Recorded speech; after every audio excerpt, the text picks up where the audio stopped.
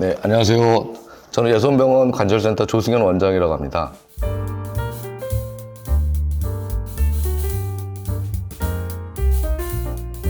최근에는 골다공증 치료에 있어서 거의 혁신적인 약물이라고 해서요.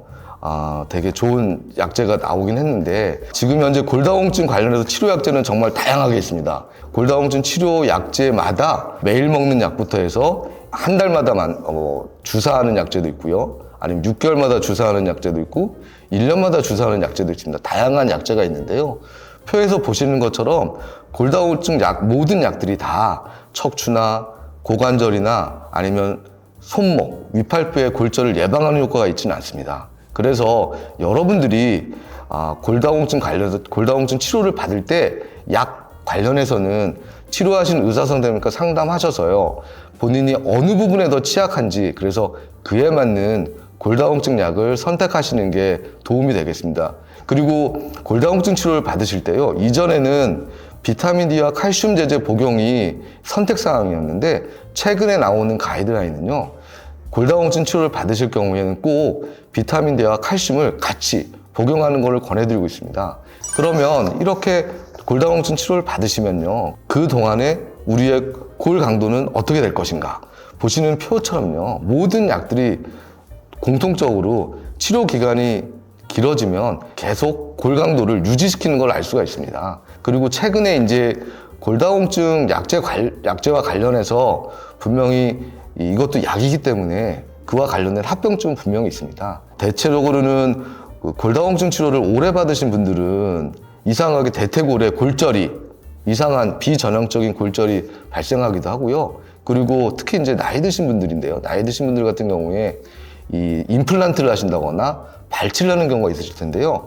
골다공증 약을 오래 복용할 경우엔 이렇게 발치나 치과 진료 후에 뼈가 괴사되는 그런 병이 생길 수가 있습니다. 그래서 골다공증 치료는 지속적으로 받으셔야 되지만 이렇게 그 약제와 관련된 합병증이 발생할 수 있으니까요. 그거는 담당 치료 선생님과 꼭 상의하셔서 조절을 하셔야 될 것 같습니다. 최근에는 치료 방침이 좀 바뀌었습니다. 뭐냐면 저희가 고혈압이나 당뇨 같은 경우엔 혈압을 어느 이하로 유지한다든지 당 수치를 어느 정도 이하로 유지한다든지 이런 목표를 가지고 치료를 하거든요.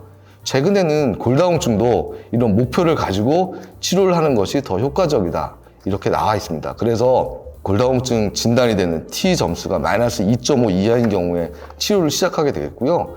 그 다음에 치료를 시작하시면서 그러면 T 점수가 어느 점수까지 목표로 할 거냐. 그래서 대체적으로는 마이너스 2.0 이상이 되는 것을 목표로 하고 있습니다. 그리고 마이너스 2.0 이상이 된다고 할 경우에는 아까 말씀드렸던 대로 골다공증 약제와 관련한 합병증이 생길 수가 있기 때문에요. 그러면 치료를 계속 유지할 건지 아니면 약을 바꿀 건지 이런 거는 담당 선생님과 상의하시면 될 것 같습니다. 마이너스 2.0까지 도달하지 않았다고 하더라도요. 치료를 하면서 1년마다 이제 1.0 이상은 향상이 되는 거를 목표로 하고 치료를 하게 됩니다. 치료를 잘 받으셔서 이제 골절 예방이 되시고 하면 좋겠는데요. 모든 환자분들이 다 소기의 목적을 달성하지는 않습니다.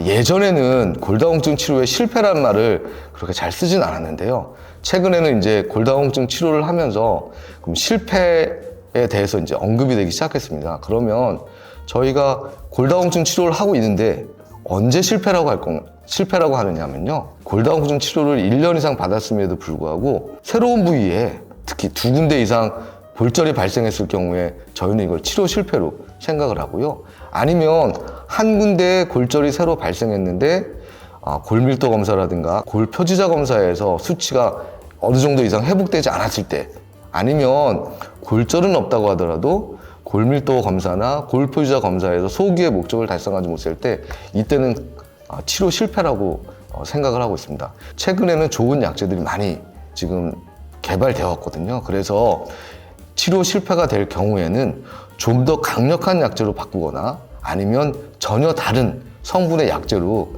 변경을 하시면 되겠고요. 마지막으로 말씀드릴 게 있는데요. 예전에는 비스포스포네이트란 골다공증 치료제가 거의 골다공증 치료의 기준이라고 할 수 있었습니다.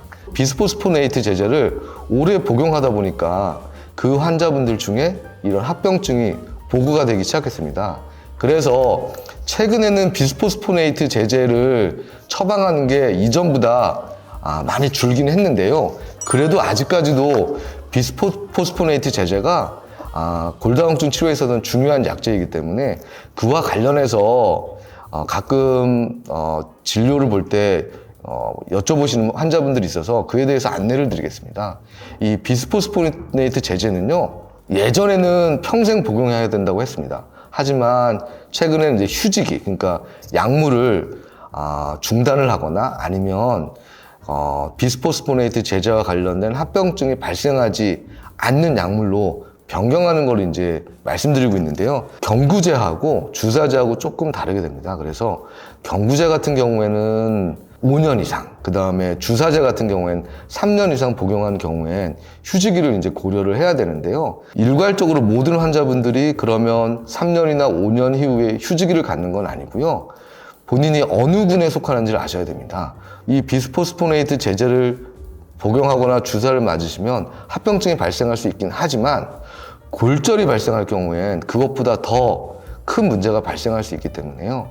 고위험군은 따로 정의를 하고 있습니다. 그래서 표에 보시는 고위험군에 해당하는 경우엔 합병증이 비스포스포네이트 제제와 관련된 합병증이 발생할 위험이 있다고 하더라도요. 치료를 지속하는 것으로 돼 있고요. 아니면 비스포스포네이트 제제보다 더 강력한 약제로 치료하시는 것을 권장해 드리고 있습니다.